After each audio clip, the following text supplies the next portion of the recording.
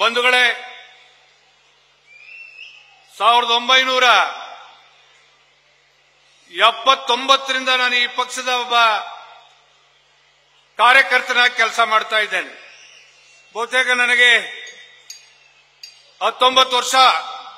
ನಾನು SLC ಓದುವಂತ ಸಂದರ್ಭದಲ್ಲಿ ಈ ದೇಶದಲ್ಲಿ ಕಾಂಗ್ರೆಸ್ಗೆ ವಿರುದ್ಧವಾಗಿ ಸಂಘಟನೆಯಾದಂತ ಜನತಾ ಪಕ್ಷ, ಜನತಾ ಪರಿವಾರ ಏನು 1983ರಲ್ಲಿ ಅಧಿಕಾರಕ್ಕೆ ಬಂತೋ ಅವತ್ತಿನ ದಿನ ನನ್ನ ಚಿಕ್ಕಪ್ಪನಿಗೆ ಹೋಗಿ ಬಿಫಾರಂ ಇಸ್ಕೊಂಡು ಶಾಸಕರಾಗಿ ಜನತಾ ಪಾರ್ಟಿಯಿಂದ ಶಾಸಕನಾಗಿ ನನ್ನ ಪಾಂಡವಪುರ ವಿಧಾನಸಭಾ ಕ್ಷೇತ್ರದಿಂದ ಆಯ್ಕೆ ಮಾಡೋದ್ರ ಮುಖಾಂತರ ಕಾಂಗ್ರೆಸ್ಗೆ ವಿರುದ್ಧವಾಗಿ ಈ ರಾಜ್ಯದಲ್ಲಿ ನನ್ನ ಜಿಲ್ಲೆಯಲ್ಲಿ ರಾಜಕಾರಣ ಮಾಡ್ಕೊಂಡು ಬಂದಿರತಕ್ಕಂಥದ್ದನ್ನ ನಾವ್ಯಾವತ್ತೂ ಮರೀಲಿಕ್ಕೆ ಸಾಧ್ಯ ಇಲ್ಲ.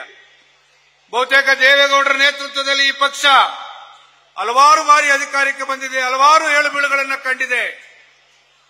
ಆದರೆ ಈ ರಾಜ್ಯದಲ್ಲಿ ನಮ್ದೊಂದು ಮ್ಯಾನುಫ್ಯಾಕ್ಚರಿಂಗ್ ಫ್ಯಾಕ್ಟರಿ ಇದ್ದಾಗೆ ಜನತಾದಳ ಪಕ್ಷ. ಬಹಳ ಜನ ಬರ್ತಾರೆ, ಇಲ್ಲಿ ತರಬೇತಿ ತಗೋತಾರೆ, ಕಳೆದು ಹೋಯ್ತಾ ಇರ್ತಾರೆ. ಆದ್ರೆ ನಿಮ್ಮಂತ ಸಕ್ರಿಯವಾದಂತಹ ರಾಜಕಾರಣ ನನ್ನ ಕಾರ್ಯಕರ್ತರು ಮಾಡಲಿಕ್ಕೆ ಇವತ್ತು ನಮ್ಮ ತಾಲೂಕು ಅಧ್ಯಕ್ಷರು ಭಾಷಣ ಮಾಡ್ತಾ ಹೇಳಿದ್ರು.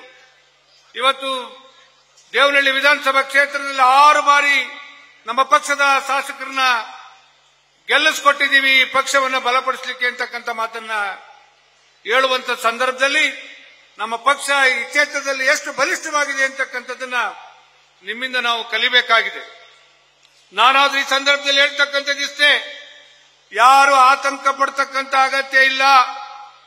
ದೇವೇಗೌಡಜಿಯವರ ಆಶೀರ್ವಾದ, ಕುಮಾರಣ್ಣ ಅವರ ಒಂದು ನಾಯಕತ್ವದಲ್ಲಿ ಇವತ್ತು ಯುವ ನಾಯಕರಾದಂತ ನಮ್ಮ ನಿಖಿಲ್ ಅಣ್ಣ ಅವರು ರಾಜ್ಯಾದ್ಯಂತ ಮಿಂಚಿನ ಸಂಚಾರವನ್ನ ಮಾಡ್ತಾ ಇರತಕ್ಕಂಥದ್ದನ್ನ ನೀವೆಲ್ಲರೂ ಮನಗಂಡಿದ್ದೀರಿ. ಇವತ್ತು ಈ ನಾಡಿನಾದ್ಯಂತ 80 ಕ್ಷೇತ್ರಕ್ಕೂ ಈಗಾಗಲೇ ವಿಧಾನಸಭಾ ಕ್ಷೇತ್ರದಲ್ಲಿ ಸಂಘಟನೆ ಮಾಡೋದ್ರ ಮುಖಾಂತರ ಒಂದು ಹೊಸ ರೂಪವನ್ನ ಇವತ್ತು ಜಾತ್ಯತೀತ ಜನತಾದಳಕ್ಕೆ ತಂದುಕೊಟ್ಟಿರ್ತಕ್ಕಂಥದ್ದನ್ನ ನಾವು ಕಂಡಿದ್ದೇವೆ. ಈಗ ತಾನೇ ನಾನು ಮಾತಾಡ್ತಾ ಚೌಡರೆಡ್ಡಿ ಅವರಿಗೆ ಹೇಳ್ತಾ ಇದ್ದೆ, ರಮೇಶ್ ಗೌಡ್ರಿಗೆ ಹೇಳ್ತಾ ಇದ್ದೆ, ಮುಂದಿನ ದಿನಗಳಲ್ಲಿ ಮುನೇಗೌಡ್ರೆ ತಾವು ಜಿಲ್ಲಾಧ್ಯಕ್ಷರಾಗಿದ್ದೀರಿ, ನಾವು ಜಿಲ್ಲಾಧ್ಯಕ್ಷರು, ನಾನು ಮಂಡ್ಯ ಜಿಲ್ಲೆಯ ಅಧ್ಯಕ್ಷನ ಕೆಲಸ ಮಾಡುವಂತ ಸಂದರ್ಭದಲ್ಲಿ ನಾನು ಲೋಕಸಭಾ ಸದಸ್ಯನಾದೆ. ಅವತ್ತು ಒಂದು ಮಾತನ್ನ ದೇವೇಗೌಡಾಜಿಯವರು ಹೇಳಿದ್ರು, ಬಹಳ ಜನ ನಾಯಕರು ನಮ್ಮ ಜಿಲ್ಲೆಯಲ್ಲಿ ನಮ್ಮ ಪಕ್ಷವನ್ನ ಉಂಡು ತಿಂದು ತೇಗಿ ಪಾರ್ಟಿ ಬಿಟ್ಟು ಹೋದ್ರು.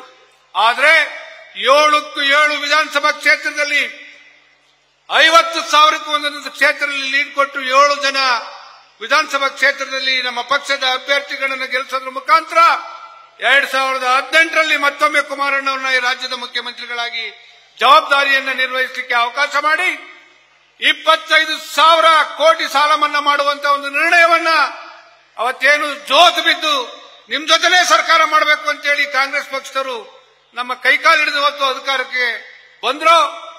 ಅವತ್ತಿನ ದಿನ ಕ್ಯಾಬಿನೆಟ್ ನಲ್ಲಿ ನಾನು ಮಂತ್ರಿಯಾಗಿ ಜವಾಬ್ದಾರಿಯನ್ನು ನಿರ್ವಹಿಸ್ತಾ ಇದ್ದೆ. ಅವರು ಆಡಿದ ಆಟಗಳು, ಅವ್ರು ಕೊಟ್ಟಂತ ಕಿರುಕುಳ, ಒಬ್ಬ ರಾಜ್ಯದ ಮುಖ್ಯಮಂತ್ರಿಯಾಗಿ ಕುಮಾರಣ್ಣ ಅವರು ಅವತ್ತು ಕಣ್ಣೀರು ಹಾಕುವಂತ ಒಂದು ಸ್ಥಿತಿಯನ್ನ ಈ ಕಾಂಗ್ರೆಸ್ ಪಕ್ಷದವರು ಅವತ್ತು ಅಂತ ಸಂದಿಗ್ಧ ಪರಿಸ್ಥಿತಿಯನ್ನು ತಂದೊಡ್ಡಿದ್ರು. ಅದಕ್ಕೆ ಎದೆಗುಂದಿಲ್ಲ. ದೇವೇಗೌಡರ ಆಶೀರ್ವಾದದಿಂದ ಮತ್ತೊಮ್ಮೆ ಈ ರಾಜ್ಯದಲ್ಲಿ ಜಾತ್ಯತೀತ ಜನತಾದಳ ಸುಭದ್ರವಾಗಿದೆ ಅಂತಕ್ಕಂಥದ್ದನ್ನ 2019ರಲ್ಲಿ ನಡೆದಂತ 14 ಈ ಭಾಗದ ಹಳೆ ಮೈಸೂರು ಪ್ರಾಂತ್ಯದ 14 ಲೋಕಸಭಾ ಕ್ಷೇತ್ರದಲ್ಲಿ ಇವತ್ತು ಬಿಜೆಪಿ ಮತ್ತು ಜಾತ್ಯತೀತ ಜನತಾದಳದ ಅಭ್ಯರ್ಥಿಗಳನ್ನ 14ಕ್ಕೆ 12 ಸ್ಥಾನಗಳನ್ನ ಗೆಲ್ಲಿಸೋದ್ರ ಮುಖಾಂತರ ಕುಮಾರಣ್ಣ ಅವರನ್ನ ಅತ್ಯಂತ ಅಂತರದಿಂದ ಗೆಲ್ಲಿಸಿ ಮತ್ತೊಮ್ಮೆ ಈ ರಾಷ್ಟ್ರದಲ್ಲಿ ನರೇಂದ್ರ ಮೋದಿಯವರ ಕ್ಯಾಬಿನೆಟ್ ನಲ್ಲಿ ಮಹತ್ತರವಾದಂತಹ ಜವಾಬ್ದಾರಿಯನ್ನು ಹೊತ್ತು ಇವತ್ತು ರಾಜ್ಯದ ಈ ದೇಶದ ಮಂತ್ರಿಗಳಾಗಿ ಇವತ್ತು ಜವಾಬ್ದಾರಿ ನಿರ್ವಹಿಸ್ತಾ ಇರ್ತಕ್ಕಂಥದ್ರನ್ನ ನೀವೆಲ್ಲರೂ ಕಂಡಿದ್ದೀರಿ. ದೇವೇಗೌಡರು ಇವತ್ತು ಯಾವತ್ತೂ ಅಧಿಕಾರಕ್ಕೆ ಅಂಟಿಕೊಂಡಂತವರಲ್ಲ. ಈ ದೇಶದ ಪ್ರಧಾನಮಂತ್ರಿಗಳಾಗಿ ಅವತ್ತು ಸಹ ಈ ರಾಜ್ಯದಲ್ಲಿ ಮುಖ್ಯಮಂತ್ರಿಗಳಾಗಿದ್ರೆ 25 ವರ್ಷಗಳ ಸುದೀರ್ಘ ಮುಖ್ಯಮಂತ್ರಿಗಳಾಗಿ ದೇವೇಗೌಡರು ಅವರ ಜವಾಬ್ದಾರಿಯನ್ನು ನಿರ್ವಹಿಸ್ತಾ ಇದ್ರು.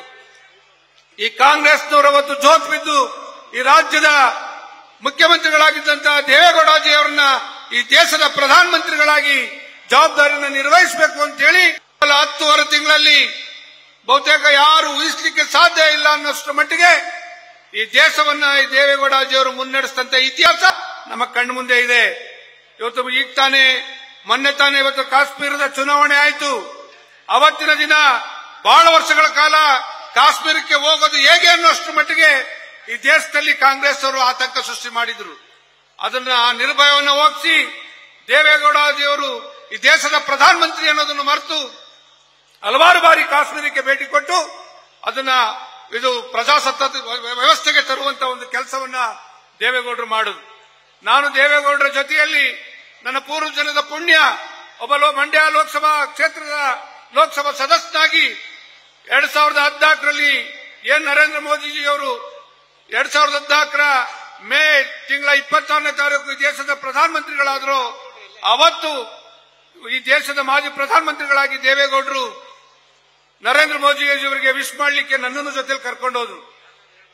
ನರೇಂದ್ರ ಮೋದಿಜಿಯವರು ತೋರಿಸಿದಂತ ಔದಾರ್ಯ, ದೇವೇಗೌಡಜಿಯವರಿಗೆ ಕೊಟ್ಟಂತ ಗೌರವ ನಾನು ಯಾವತ್ತೂ ಬರಲಿಕ್ಕೆ ಸಾಧ್ಯ ಇಲ್ಲ.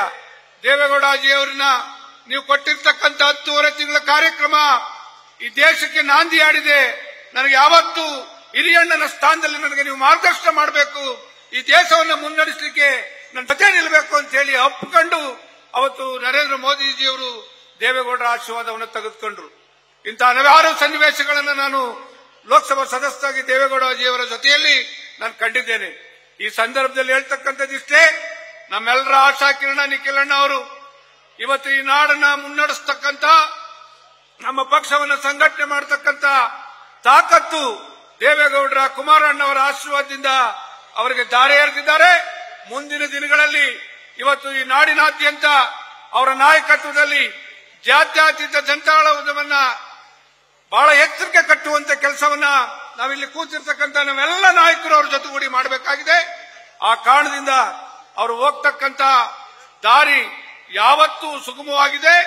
ಅತ್ಯಂತ ದೇವೇಗೌಡರ ಕುಮಾರಣ್ಣವರ ಒಂದು ದಾರಿಯಲ್ಲೇ ನಡೆದು ಈ ಪಕ್ಷವನ್ನು ಮುನ್ನಡೆಸತಕ್ಕಂಥ ಎಲ್ಲ ಜವಾಬ್ದಾರಿಯನ್ನ ಎಲ್ಲ ಚಾಕುಚಕ್ಯತೆಯನ್ನು ಅವರು ಹೊಂದಿದ್ದಾರೆ. ಆ ಕೆಲಸವನ್ನ ಮಾಡೇ ತೀರ್ತಾರೆ ಅಂತಕ್ಕಂಥ ಮಾತನ್ನ ಈ ಸಂದರ್ಭದಲ್ಲಿ ಹೇಳ್ತಾ, ಇದೇ ತಿಂಗಳು ನಾವು 30ನೇ ತಾರೀಕು ಇವತ್ತಾಗಲೇ ನಮ್ಮ ನನ್ನ ಜಿಲ್ಲೆಯಲ್ಲಿ 5 ವಿಧಾನಸಭಾ ಕ್ಷೇತ್ರದಲ್ಲಿ ಆಗಿದೆ. ಇವತ್ತು ನಮ್ಮ ಮೇಲ್ಕೋಟೆ ವಿಧಾನಸಭಾ ಕ್ಷೇತ್ರದ ನಮ್ಮ ಪಕ್ಷದ ಕಾರ್ಯಕ್ರಮ ಇದೇ 30ನೇ ತಾರೀಕು. ಇವತ್ತು ಬಹುತೇಕ ನಾನು ಸುಮಾರಾಗಿ ಮಾಡೋಣ ಅನ್ಕೊಂಡಿದ್ದೆ. ಇವತ್ತು ನಿಸರ್ಗ ನಾರಾಯಣ ಸ್ವಾಮಿ ನೋಡಿದ್ಮೇಲೆ ಯಾಕೆ ಚೆನ್ನಾಗಿ ಮಾಡಬಾರದು ಅಂತಕ್ಕಂಥದ್ದನ್ನು ಹೇಳಿ ಇವತ್ತು ಬಹುತೇಕ ಈ ವೇದಿಕೆ ಸಿದ್ಧ ಮಾಡಿರ್ತಕ್ಕಂಥ ನಮ್ಮ ಅಶ್ವಿನ್ ಅವ್ರ ದಂಪತಿಗಳು ನಮ್ಮ ಪಕ್ಷದ ಯಾವುದೇ ಕಾರ್ಯಕ್ರಮ ಮಾಡಿದ್ರು ಬಹಳ ಅಚ್ಚುಕಟ್ಟಾಗಿ ಕಾರ್ಯಕ್ರಮವನ್ನು ನಡೆಸಿಕೊಡುವಂತಹ ಪೂರಕವಾದಂತಹ ಸಿದ್ಧತೆಗಳನ್ನು ಮಾಡ್ತಾರೆ. ನೀವೇ ಬಂದು ಆ ಈ ಸಿದ್ಧತೆಗಳನ್ನು ಮಾಡಬೇಕು ಅಂತ ಹೇಳಿ ಈಗ ತಾನೇ ಅವರಿಗೆ ವಿನಂತಿ ಮಾಡಿದ್ದೇನೆ. ಇವತ್ತು ಇಲ್ಲಿರ್ತಕ್ಕಂಥ ನನ್ನ ಎಲ್ಲ ನಾಯಕರುಗಳು ದಯಮಾಡಿ ಅವತ್ತು ಮಂಡ್ಯ ಜಿಲ್ಲೆಯ ನಮ್ಮ ಮೇಲ್ಕೋಟೆ ವಿಧಾನಸಭಾ ಕ್ಷೇತ್ರದ ನನ್ನ ಪಾಂಡುಪುರ ತಾಲೂಕಿನ ಕೇಂದ್ರ ಸ್ಥಾನಕ್ಕೆ ಬಂದು ನಾವು ಆ ಕಾರ್ಯಕ್ರಮದಲ್ಲಿ ಭಾಗಿಗಳಾಗಬೇಕು ಅಂತ ಹೇಳಿ ವಿನಂತಿ ಮಾಡ್ತಾ, ಇವತ್ತು ನಿಸರ್ಗ ನಾರಾಯಣ ಸ್ವಾಮಿಯವರಿಗೂ ನಮ್ಮ ಮಂಡ್ಯದವರಿಗೂ ಬಹಳ ಲವ್. ಇವತ್ತು ನನಗೆ ಫೋನ್ ಮಾಡಿ ಯಾವುದೇ ಕಾರಣಕ್ಕೂ ನೀವು ಮಿಸ್ ಮಾಡಬಾರದು, ನೀವು ಬಂದು ಹೋಗ್ಲೇಬೇಕು ಅನ್ನೋ ಕಾರಣದಿಂದ ಕರೆದು ಇವತ್ತು ಈ ಕಾರ್ಯಕ್ರಮಕ್ಕೆ ಕರೆತರುವಂತದ್ದಾಯ್ತು. ಅದಕ್ಕಿಂತ ಮಿಗಿಲಾಗಿ ನನ್ನ ಜಿಲ್ಲೆಯ ಯಾವುದೇ ದೇವಸ್ಥಾನ ಕಟ್ಟಿದ್ರು ನಿಮ್ಮ ಈ ಮಣ್ಣಿನ ಕಲ್ಲನ್ನು ನಾವು ತೆಗೆದುಕೊಂಡೋಗಿ ಶಿಲ್ಪಿ ಮಾಡಿ ಪೂಜೆ ಮಾಡ್ತಾ ಇದ್ದೀವಿ. ನಮ್ಮ ಕೆಂಪಣ್ಣ ಇಲ್ಲೇ ಇದ್ದಾರೆ.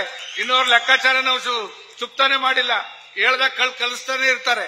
ಇಂಥ ಅತ್ಯುತ್ತಮವಾದಂತ ಮಂಡ್ಯಕ್ಕೂ ಈ ಮಣ್ಣಿಗೂ ಇರ್ತಕ್ಕಂಥ ಈ ಸಂಬಂಧ ಶಾಶ್ವತವಾಗಿ ಇರಲಿ ಅಂತೇಳಿ ಹೇಳಿದೆ. ಕೆಂಪಣ್ಣ ಅಂತ ನಾವು ಪ್ರೀತಿ ಕರಿತೀವಿ, ಕೆಂಪೇಗೌಡ್ರೆ ಅವರು.